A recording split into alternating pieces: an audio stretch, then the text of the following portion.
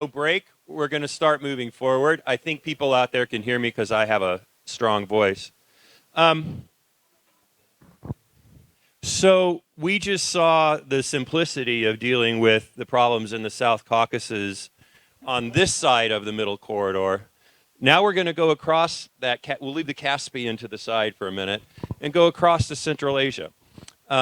My goal in this session is to introduce you to some excellent younger scholars of Central Asian origin, but also to, in some ways, contrast how the problems that we're all talking about of unity, of Russia, of the context, of how things have changed, how it looks different just across that small Caspian lake or sea.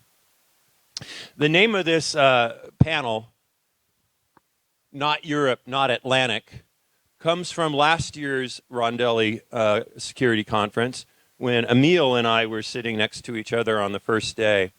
And I was starting to get the impression that the message was, well, as long as you're European and Atlantic and democratic, you're probably going to be okay because you can get in on the coattails of Ukraine as it moves towards NATO and Europe. And I looked at Emil and I said, should we just go to lunch? Because Central Asia, in no way, can fall into that Euro-Atlantic and often democratic narrative. So the first thing is, we just heard Euro-Atlantic future, Euro-Atlantic future. Central Asia is very far away from Europe and very far away from the Atlantic. So the first thing I want to do is talk about how different things look when you don't have that game plan that Europe provides. What we heard yesterday about, the Lithuanians who said you have to pass these 6, laws. You have to have this plumbing code or this, law for NGOs or whatever. That isn't part of what we see in Central Asia. The other part of this is it's been a long time since anybody's talked about expanding NATO into Central Asia. Central Asia has only one security umbrella, and that's CSTO, which actually includes one of the largest threats to the region. So I want to start with Nargis, who's started already to push back on me on that interesting line, and ask what does Euro-Atlantic or what do those orientations look like in the context of Central Asia? Well, thank you very much, Gavin. Well, to be called the youngest scholar, that was already worth coming to the conference. Many more years. Thank you. Thank you. So let me start by contesting the title a little bit. My country, Kazakhstan, would disagree that we're not, we don't have kind of a European identity. We partially do because part of our territory geographically is in Europe, and we like to say that it's bigger than the European part of Turkey or Turkey. And our football team is playing in the European European League, the EU is our actually biggest trading partner. 40% of our trade is with the EU, and the EU is the biggest investor in Kazakhstan. One number I heard was that the EU countries collectively invested. Basically, they are responsible for 45% of investments in Kazakhstan since 2005. Kazakhstan hosted the OSCE, speaking of the European security architecture, in 2010. It is a member of NATO Partnership for Peace program, and actually the same applies to the other 4 republics of Central Asia. So, and we're also actually part of the Bologna process.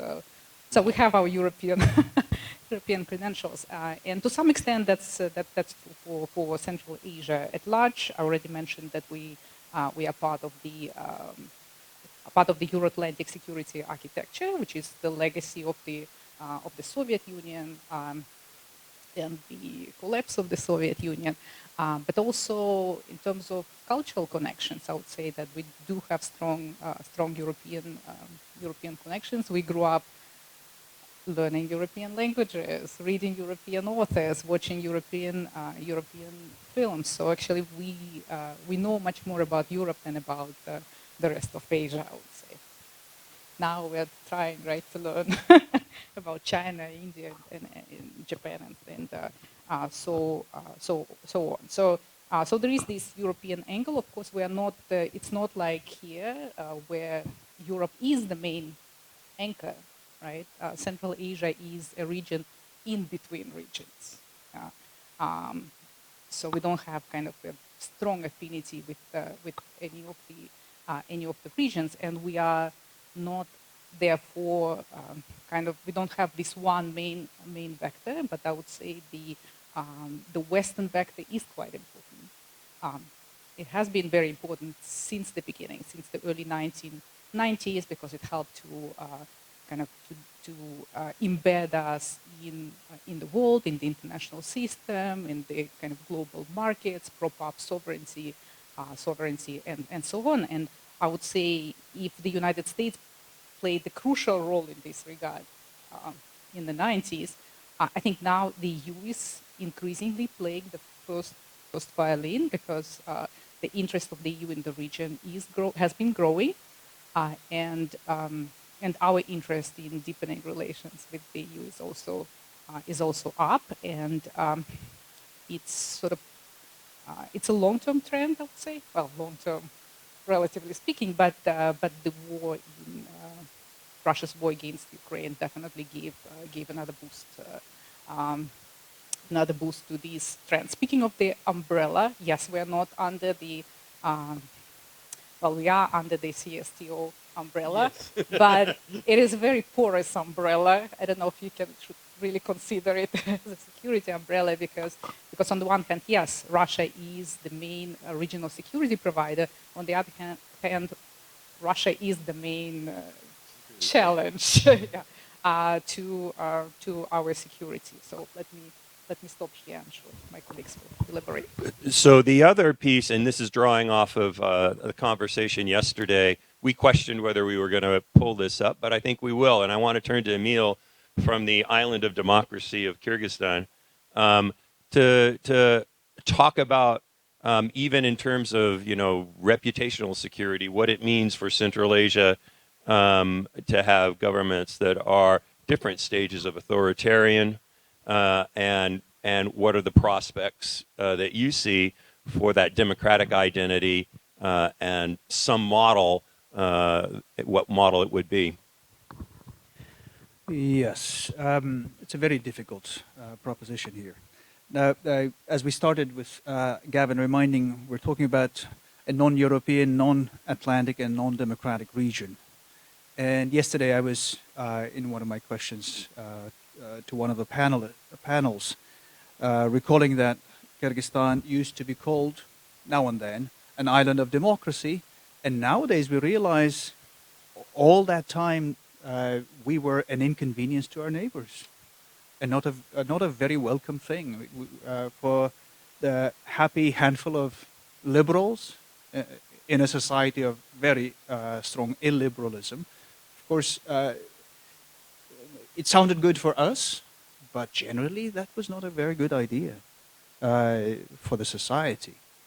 Now, what do we mean by democratic? So I think from yesterday's discussion to moving on to today, I think I realize we're pushed against this question of what counts for democratic, in what ways and paths are we able, can we push for greater democracy, for a possible sort of democracy in a setting like Central Asia and especially Kyrgyzstan.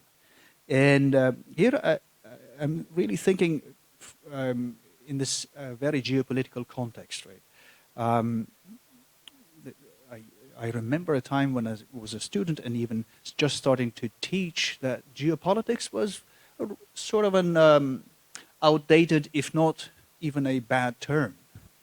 nowadays everything's about geopolitics, and it's an inescapable setting in which countries of Central Asia are caught.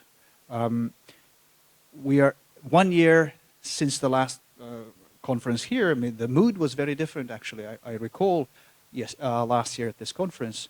This year we're here. The war drags on. The odds are very different. Putin is more upbeat than he used to be a year ago. The Western support is much weaker than it was a year ago. And you have Central Asia there.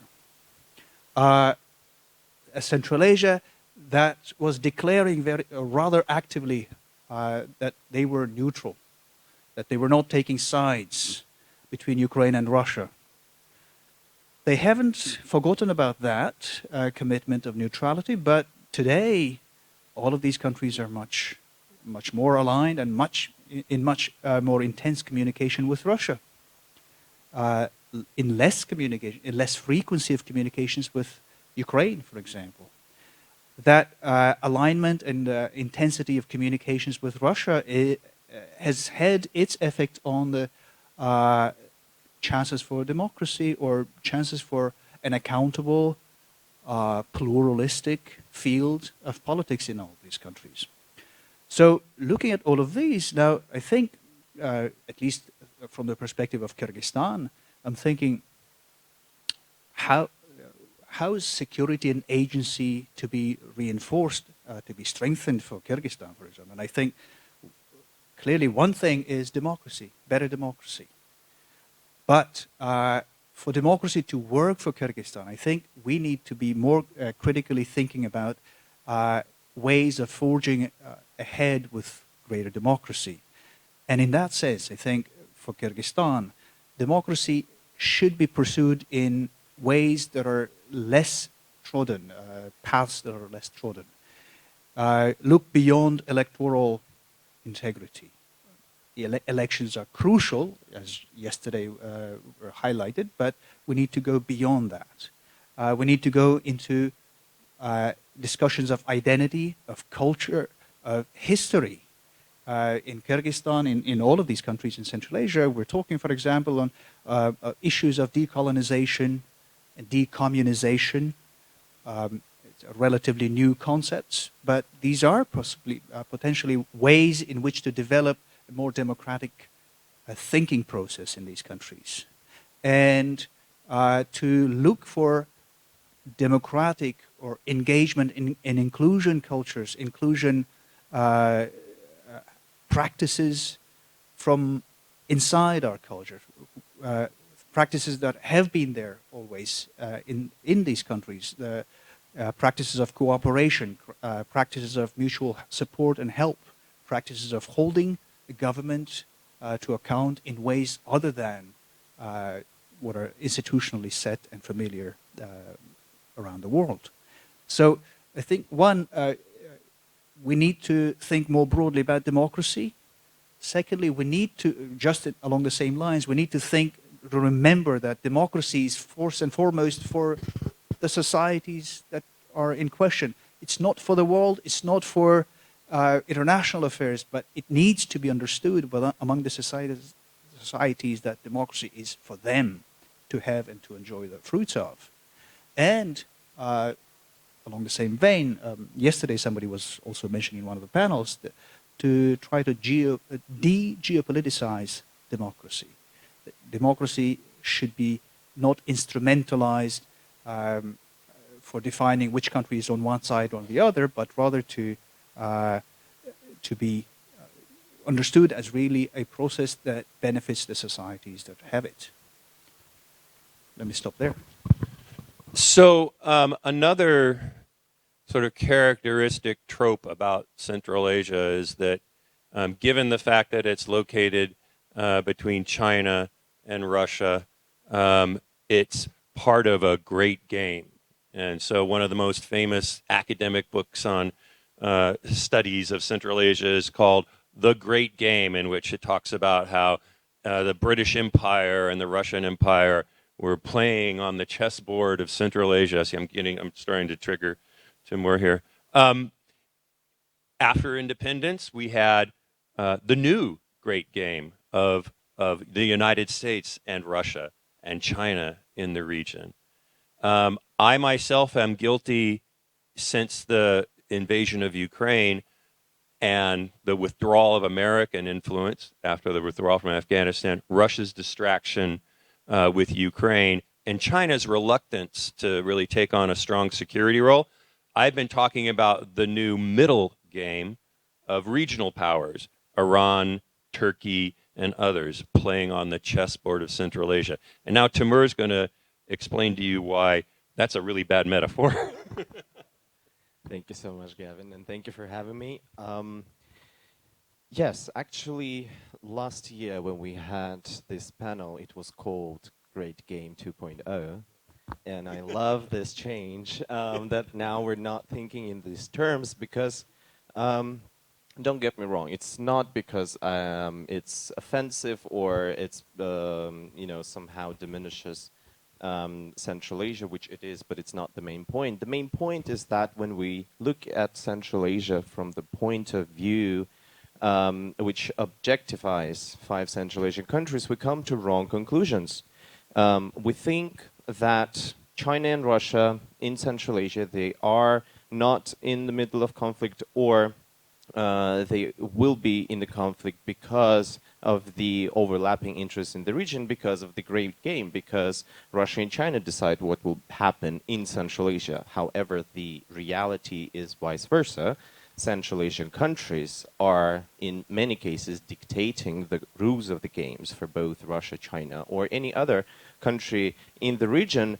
And the last thing that they want to have is 2 big nuclear powers fighting on their territory for anything whatsoever, or any other country having any sorts of conflict in the region. So when we objectify Central Asia, we just come to wrong conclusions, and that's why I don't like when we simplify the narratives and simplify some of the events that are happening in the region, especially when it comes to the explanation of foreign policies of countries like Russia and China.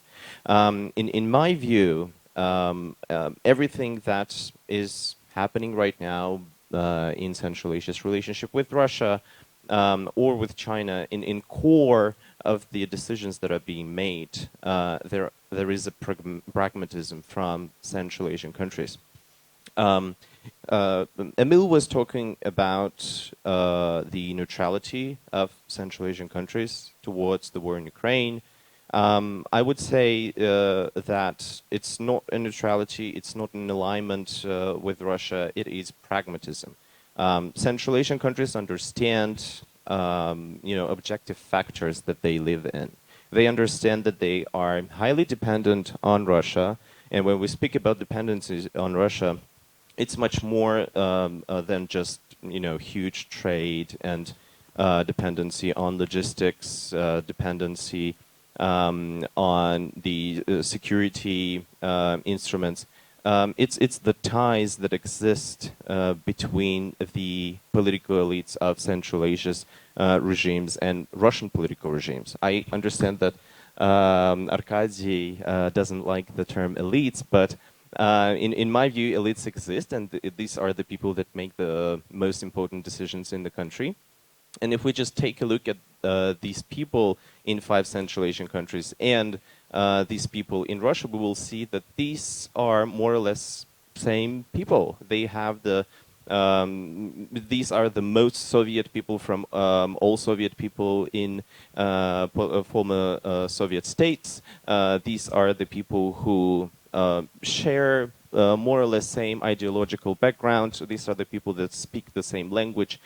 These are the people that know each other for so many years and understand each other very well. That is why when Vladimir Putin wants to see all 5 presidents in the opening of the Games of the Future in Kazan or on the Ninth Parade in Moscow, he can just grab his telephone, like the real telephone. He doesn't have a mobile phone, and call his friends in Central Asia, and they will come because they are in very good state of relationship with each other. So that's a very important piece when we try to explain the position of Central Asian countries when it comes to the war in Ukraine. There is also important thing that is being missed speaking about Central Asia's relationship with other countries. Although there are ties with Russia, all 5 Central Asian leaderships understand that they cannot just blindly depend on Russia, and because of that, they try their best to at least look neutral when it comes to the war in Ukraine, right? They don't want to be fully associated with the aggression of Russia and Ukraine. They don't want to fall under secondary sanctions. They don't want, fairly speaking, to depend on everything they have in the country on Russia. And that is why the foreign policy priority for Central Asian countries in the last 3 decades was to diversify their ties on the world, to get rid of this dominant monopoly that Russia had in all sectors of life in Central Asia, and to just include other partners, other alternative partners. And of course, China will be here #1 alternative partner. China has helped Central Asian countries in a way to open, this second infrastructure route, because before the independence period, the whole connectivity of Central Asia was dependent on Russia. Now they also have routes through China, and including of other partners. It's also the part of this process. And every time Russia is going further into this confrontation with the global community, with the world, it just intensifies the willingness of Central Asian countries to have as many other partners as possible. And in my view, we are living in this time where Central Asian countries are just doing something to successfully survive in this area, and it should not actually surprise us that Central Asian countries are sometimes cynical when it comes to the war in Ukraine, and they don't decide to take parts just because they are in these circumstances that push them to be very pragmatic. I think almost all of the countries would use the term multi-vector foreign policy, although I think that was a particularly sort of Kazakh term. But the idea is, if you are a landlocked country, or in the case of Uzbekistan, a double landlocked country, you need to be friends with all of the countries around you. And this idea of joining one bloc or the other bloc, or choosing one side against another side, is detrimental in the long term to your foreign policy. Umed, I want to ask kind of a 2-part question based on that. Multi-vector foreign policy, that's making friends with everybody around you. The other side of that is, I think, since the invasion of Ukraine, we've seen more regional cooperation. Many of you have probably seen pictures of the Central Asian leaders in New York on the sideline with UNGA in the first C5+1 presidential meeting with President Biden. But in the last year and a half, these 5 Central Asian presidents as a team have met with Xi Jinping in Xi'an, and they had a declaration there. And they've met, I don't know how many times, with Mr. Putin in Samarkand and St. Petersburg, all five together, negotiating together. They had a meeting with Mr. Modi on Zoom for a day. They've met with the European Union. They've met with the Gulf states. So we're seeing, since the invasion of Ukraine, a more sort of collaboration and cooperation. Can you talk about what that means practically? You know, this is something that's very different than what we just heard about the Caucasus. We've actually got some community developing between these five countries. Thank you very much. To be a subject of international relation, it's very good.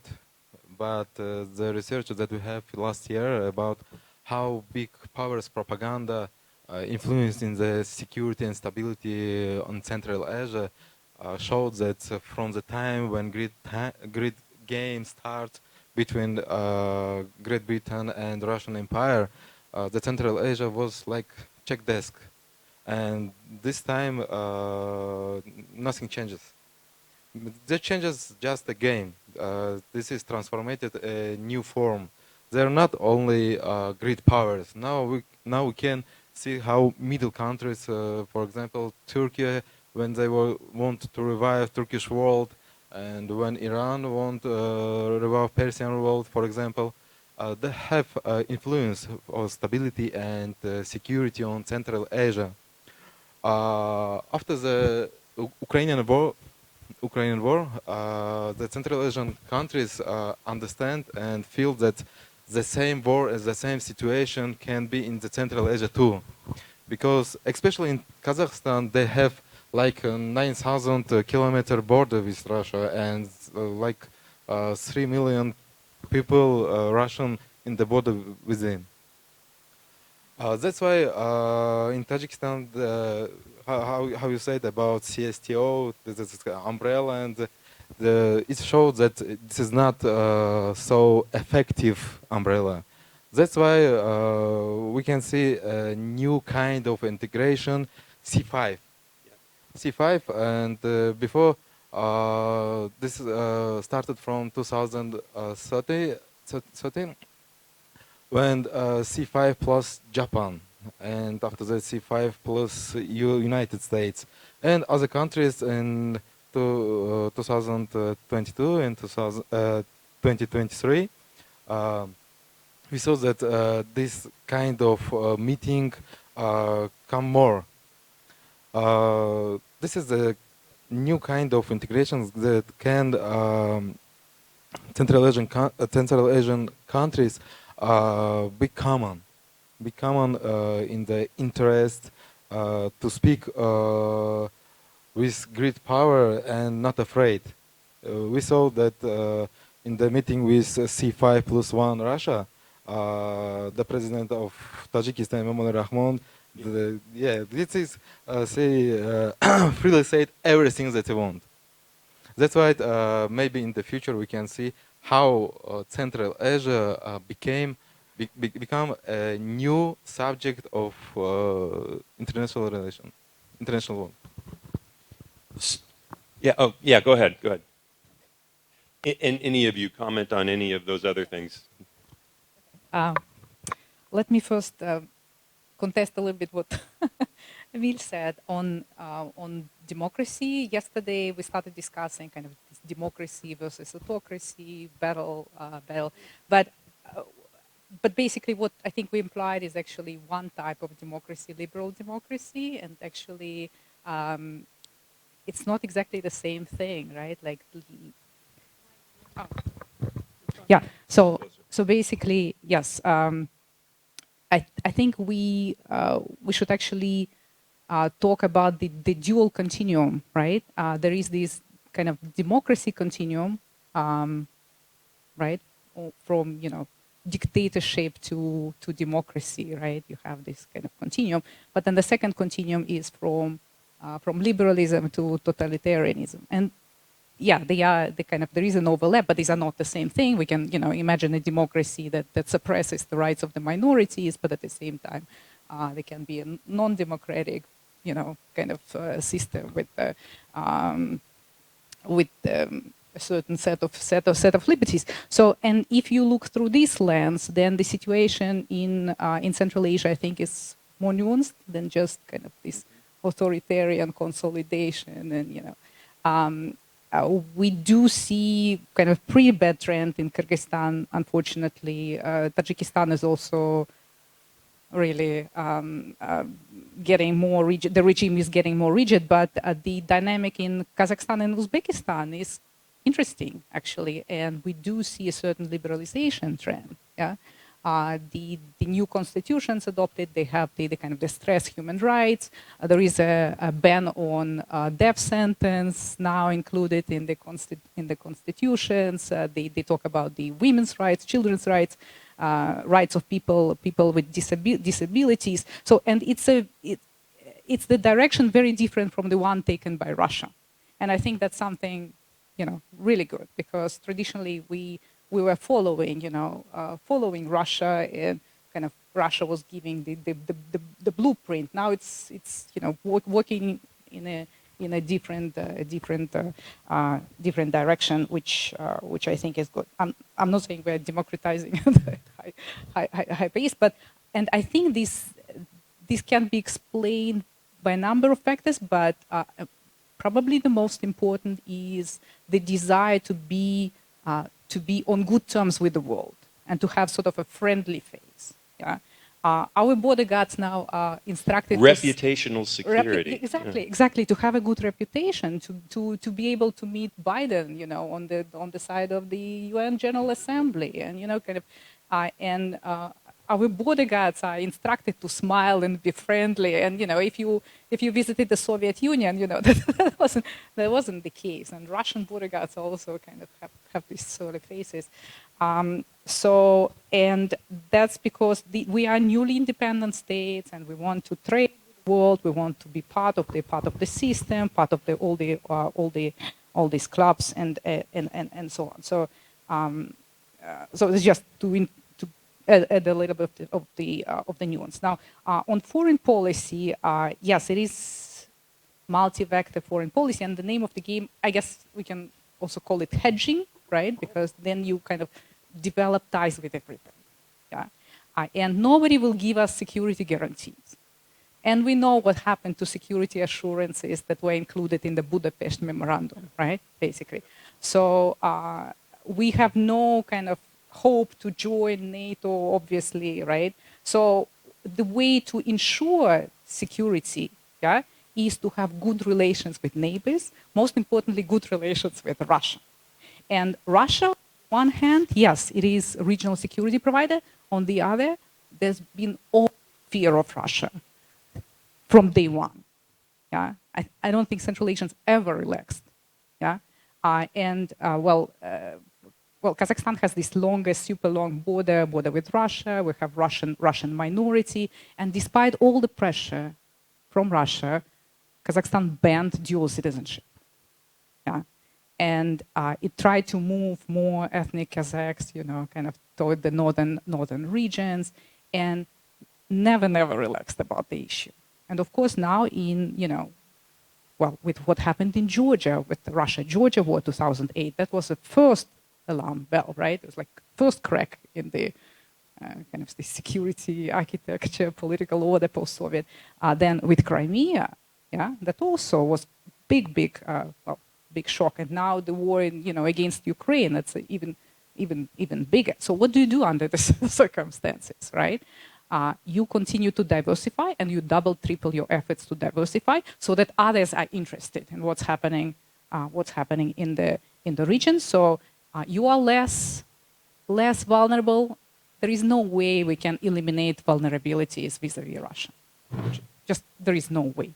But you kind of try to mitigate that. What I'm worried about is that, we already see that Russia is increasing pressure on Central Asian states.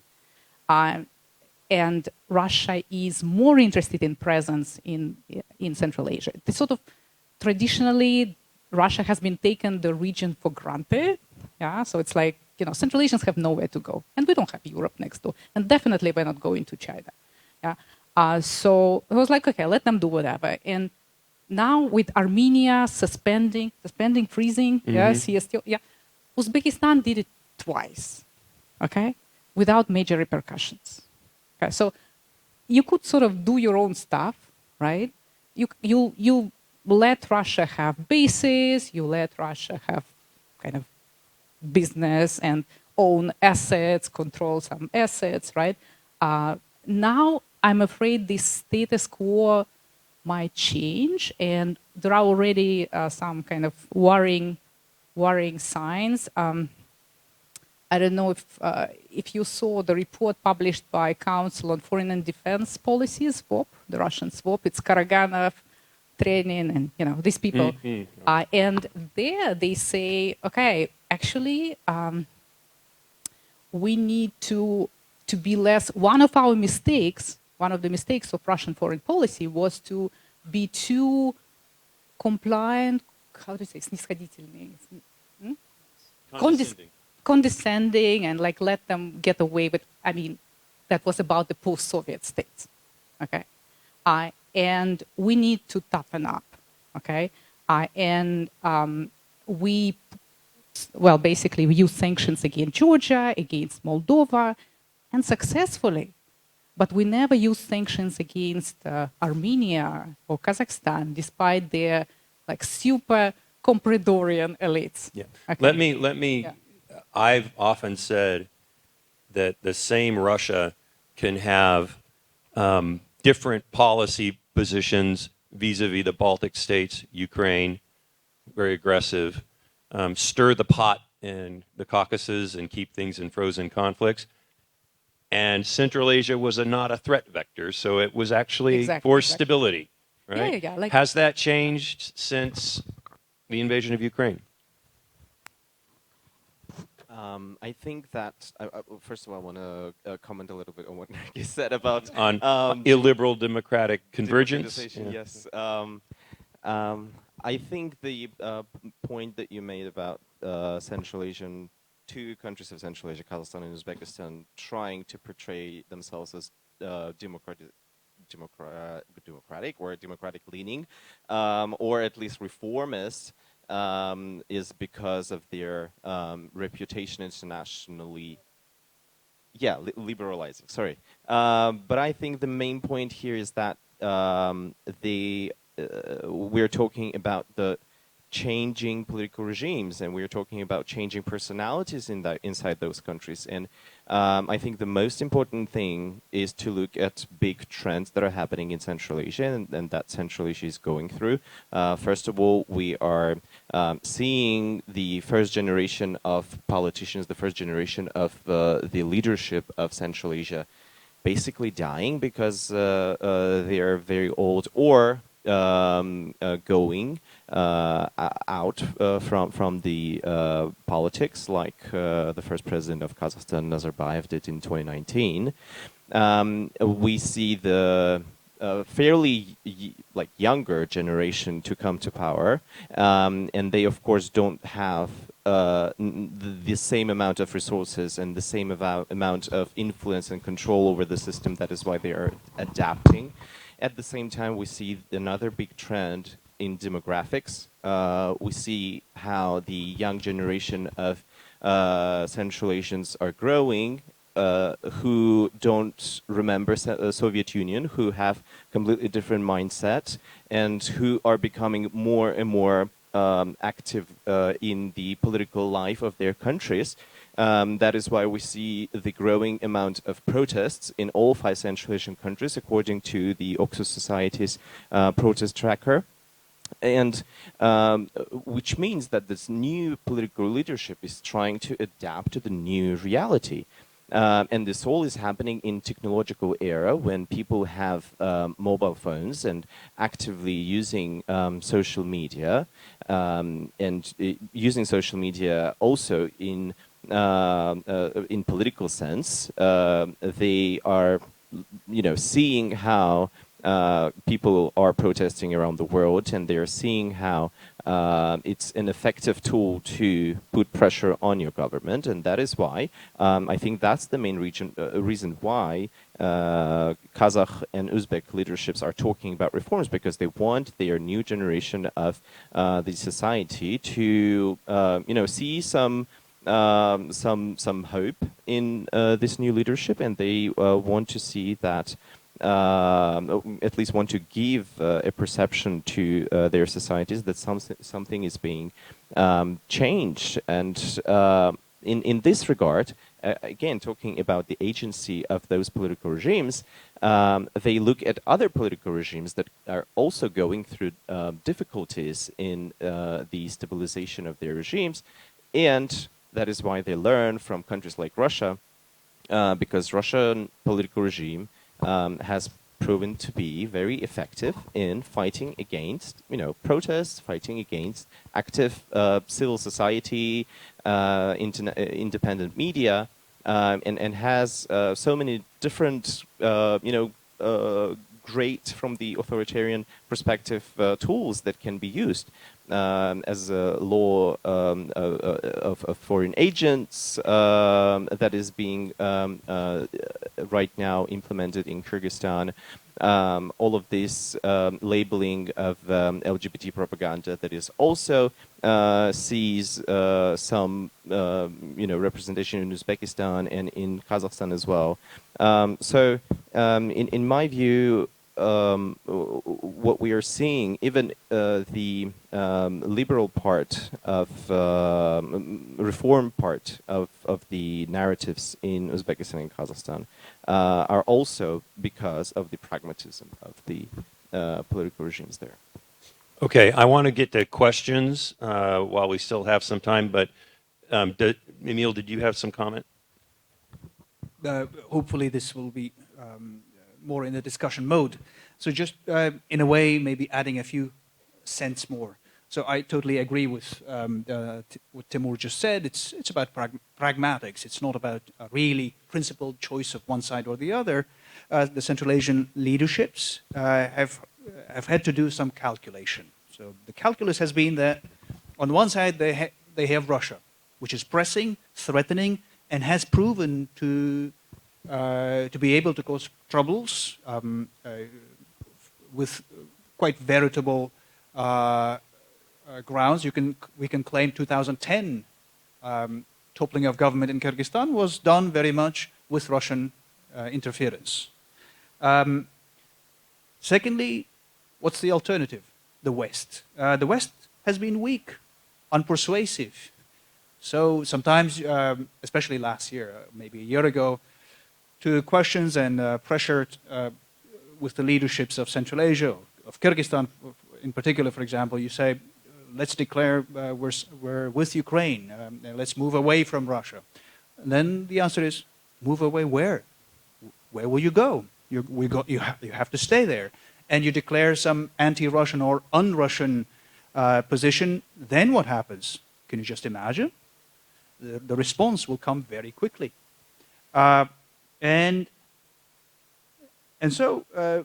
everybody else you deal with, China, Turkey, Iran, to some extent, or Hungary, a very frequent visitor and a relative, newfound relative, are all autocrats just happy to be friends with Russia again. So the calculus has been that we just stay together with Russia. So it's not even a friendship, like Temur was saying. It's really a matter of risk mitigation, a matter of being on the safe side. And when you have that, I think you also understand that the main threat, when we talk about security in Central Asia, everybody more or less realizes the main threat is Russia. US is not going to come and do trouble. European Union is not going to come do any trouble. Yes, Afghanistan, we say, but basically it's mostly the Russian pundits, the Russian experts keep telling it on a daily basis that, hey, look out, terrorists are building up their forces in Afghanistan, so we're going to come and protect you from them. So really, the real threat is Russia itself. And being close with Russia or, unconflictual with Russia is one way to, again, mitigate that threat.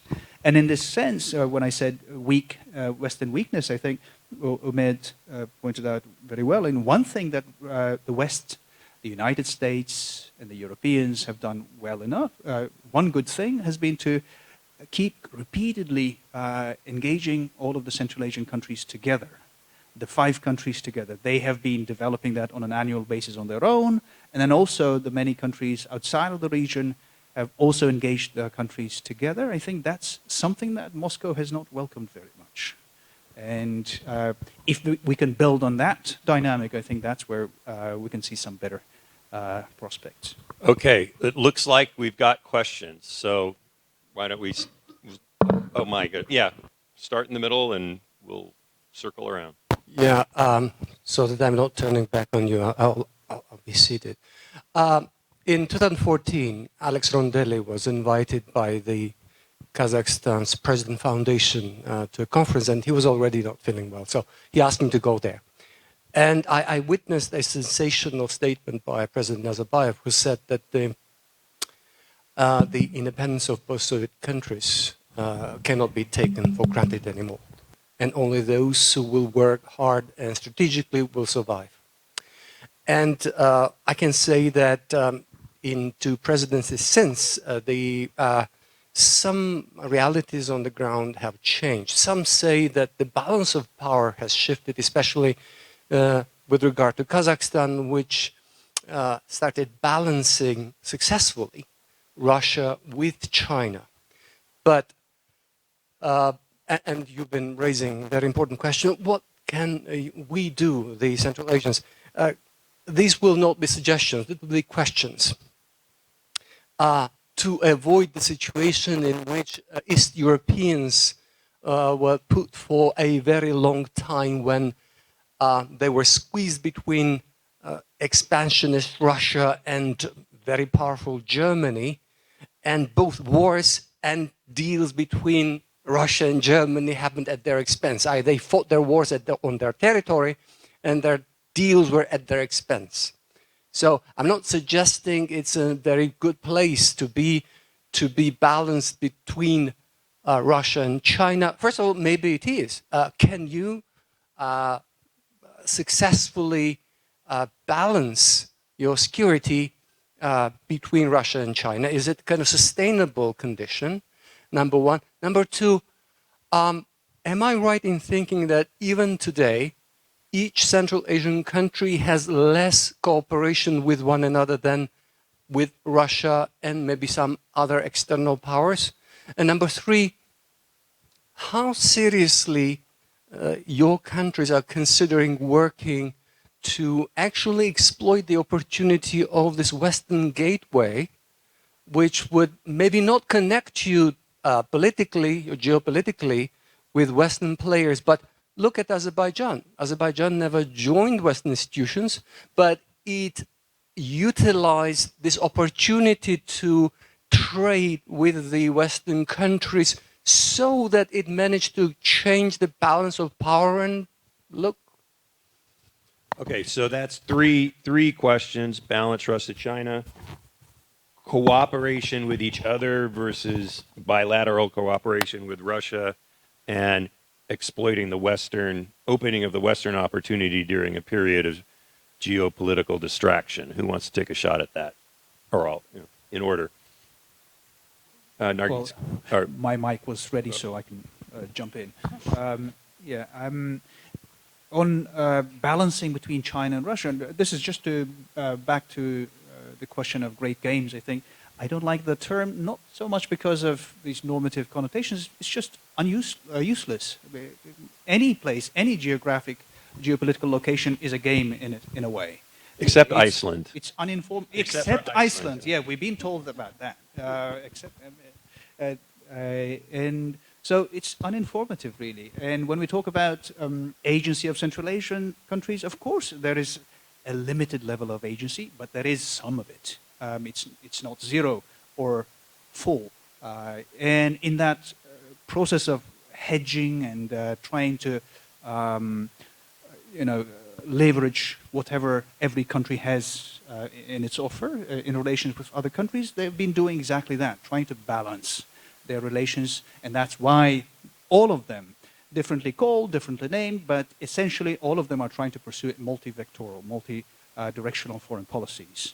And is it sustainable? It will depend very much on one, how the cards in the geopolitics lie, whether China and Russia are really continuing to cooperate with sort of an eye of suspicion towards each other as well, but also to what extent the countries in the region are able to develop a more sustainable and more stable cooperation among each other. That is certainly going to be a contributing factor to them being able to balance for external influences. And the Western gateway, or the global gateway of EU, or the middle corridor idea that's been discussed a lot, or there's this China-Kyrgyzstan-Uzbekistan railway that's been always in talks and not quite taking off the ground. All of these are certainly of great interest, and all of these countries have been actually pursuing these opportunities, except, obviously, and too many of them have been more promises and words and plans rather than getting to action. I have a chart, an Excel file, where I've taken the Xi'an Declaration with Xi Jinping and the St. Petersburg Declaration with Russia and the New York Declaration with President Biden and the Indian Declaration with Modi, and broken the paragraphs down side by side. They all say we need new transit corridor. We need better trade routes. And the Chinese say through China to Southeast Asia. And the Russians say, through Russia, more trade. And we say the Western corridor. And the Indians say to South Asia. Central Asia needs all of those. If only those words from declarations would have been realized in life, I think Central Asia would have been a much better place. But unfortunately, it will highly likely stay on the paper and not become a reality. Sorry for being pessimistic. My take on the question about the balance between Russia and China, I think Central Asian countries, in security terms, are in the last decade very good in diversifying their partnerships in security. We see that, of course, Russia is there, but in addition to that, we have a very strong security partnership between Tajikistan and China. China has the first in the world paramilitary presence outside of its territory, and it is in Tajikistan. China has conducted its first ever bilateral military drills with Kyrgyzstan in 2009. And in addition to that, in Kyrgyzstan, China has a presence of private security companies that are working on the providing security around Chinese investment projects there. Uzbekistan and Turkmenistan are trading in terms of buying military goods in more in bigger amounts from China than from Russia. And this is in a reality where 3 out of 5 Central Asian countries are a part of military alliance with Russia. So I think having big Russia's presence, Central Asian countries are able to have a pretty diversified set of partners, and it's only security, and it's only China. We also have the presence of Turkey, which is growing. For example, last year Kazakhstan has signed an agreement to exchange intelligence information with Turkey. This is the first ever example of these kind of agreement between a CSTO member and a NATO member. So there are many things that are going on in Central Asia, and the situation is much more nuanced than it seems. Indeed, we are squeezed between the two, and historically so. And in this sense, the multi-vector approach is not new. In the, I think, 16th century, the Kazakh Khan, Ablai Khan, he he was going both to the Russian court and and Chinese court, and we were under the dual jurisdiction. So, so well, basically yes, we these are two, of course, most important neighbors, and so far, kind of they could work together in the region. Maybe not so much together, partially together, like the SCO fighting terrorism, extremism, and all that, and color revolutions. That's something that they could do together. But otherwise, the interest didn't overlap that much, right? So Russia was doing its thing, China was doing its thing, and definitely Russia, of course, Russia has strong positions in the region, but it is a power in decline, right? It cannot offer the same things that China can offer, and definitely we see the rise of China's engagement in the region and cooperation of all sorts in all spheres, including security, which was traditionally Russia's domain. But the more aggressive Russia was getting, the more kind of scary for Central Asians, the more we're leaning onto China. And with the war against Ukraine, that's even more so. And if you can, like I said, we don't have guarantees from anybody, but in a way, China is the main security guarantor of Central Asia at the moment, because we know that Central Asia is important for China, and China is the only country, President Xi is, partially also President Erdogan, right?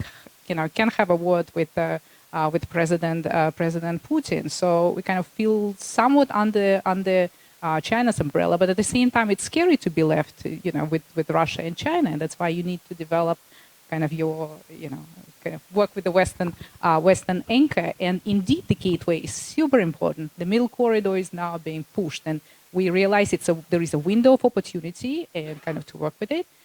And while the situation is bad, right, and security, in terms of security, the countries are trying to benefit economically from the situation, and geopolitically from the situation. That's why you have all this C5+1 and all this symmetry going on, so we are kind of pushing this middle corridor. There was something else I wanted to. Oh yes, and also we're inviting Western companies to relocate. Kazakhstan and Uzbekistan, especially, partially, a little bit. I think in Kyrgyzstan, it's Tajikistan. Also, you have some IT people. And last year, 40 companies relocated from Russia. This year, they're saying 30-something companies will, but big international companies we're talking about. And even Huawei moved its personnel from Moscow to Tashkent and Almaty. Yes. So there is a lot going on, but there is this feeling that, okay, it's a window of opportunity. Scary one. We need. I think part of the implication is that it's not always zero-sum in this even three-way relationship, and that the countries have agency. But I think there are things off the top of my head, stabilization in Afghanistan, that China, Russia, and the United States all want.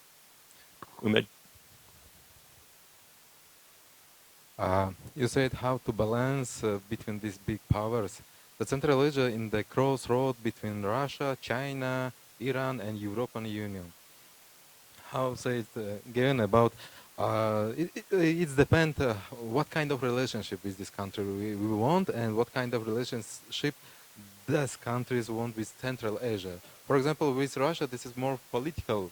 Relationship with China is investment. This is security from extremism and terrorism. With Iran, for example, this is common culture, Tajikistan and Iran.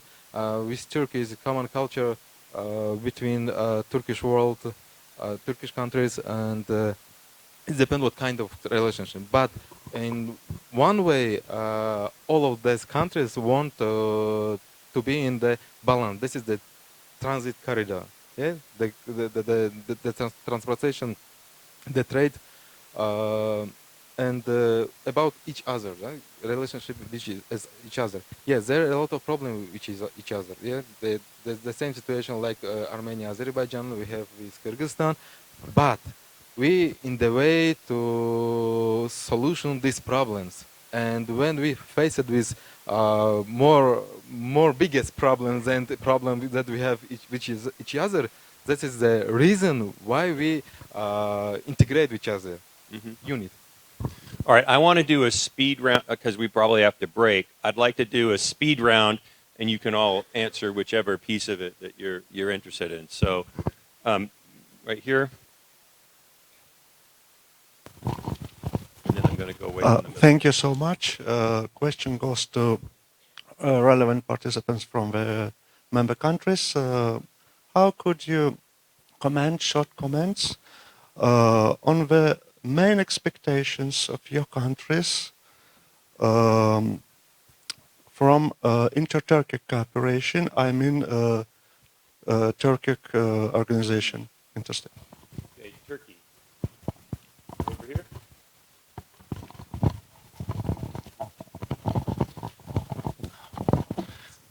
Thank you.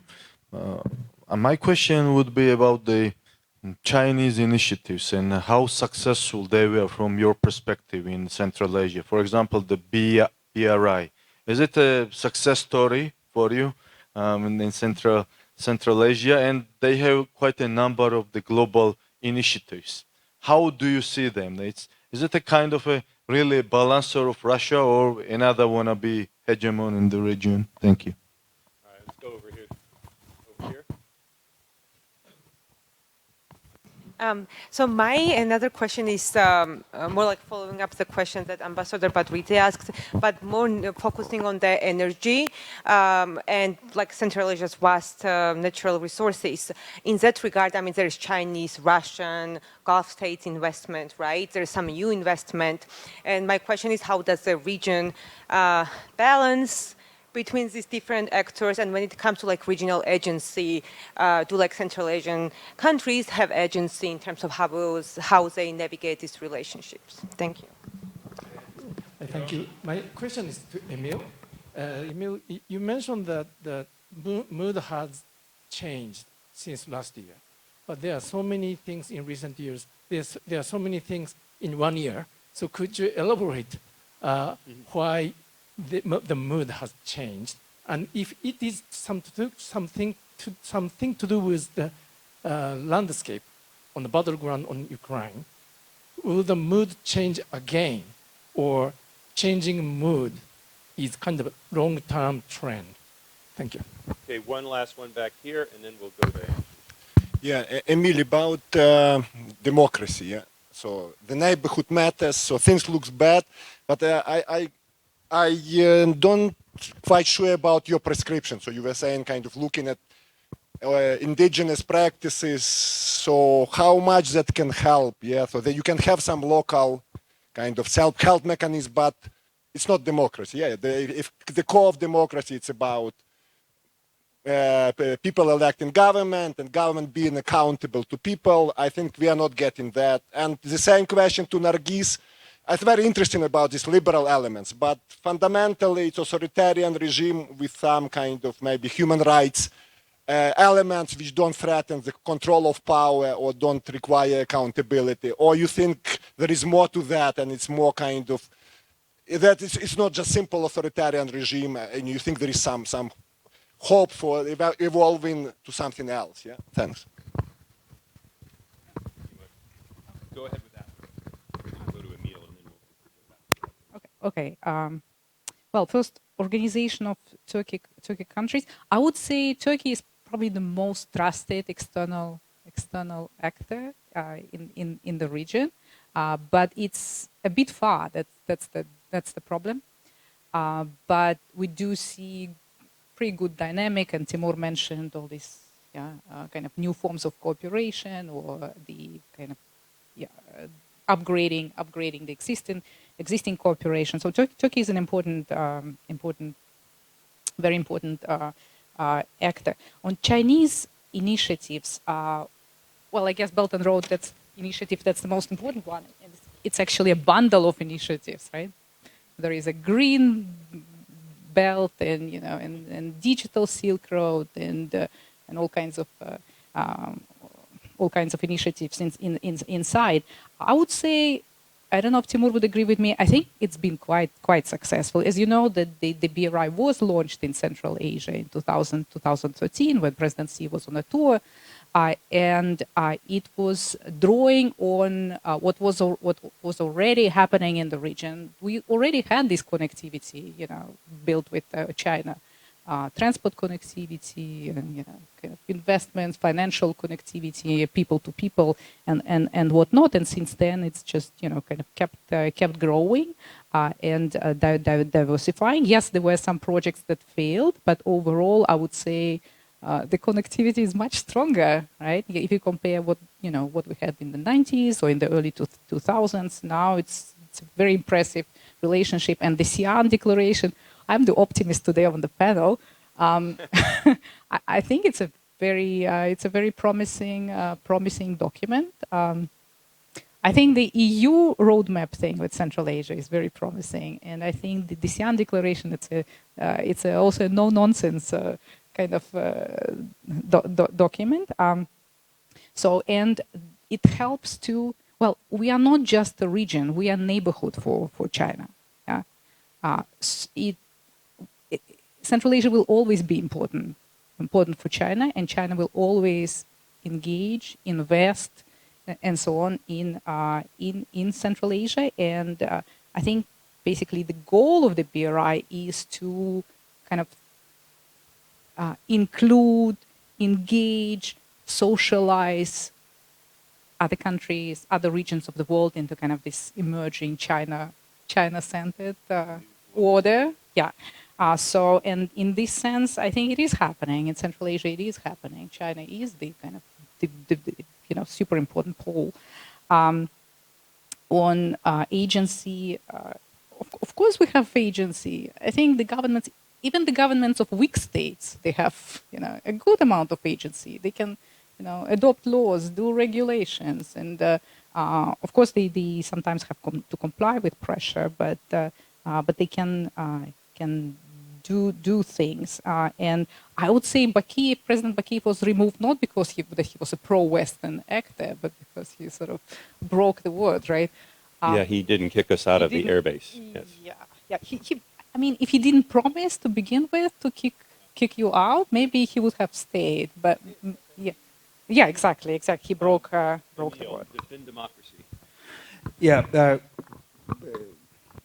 First, the first question was about Turkish. I think it's absolutely in Kyrgyzstan as well. It's a very welcomed, a positive direction in which, in the menu of choice in our multilateral, multi-vectoral foreign policy, this Turkic Union is certainly a highly, welcomed direction. And the image, the reception of Turkey has recently been improving. I'd say it used to be rather mixed.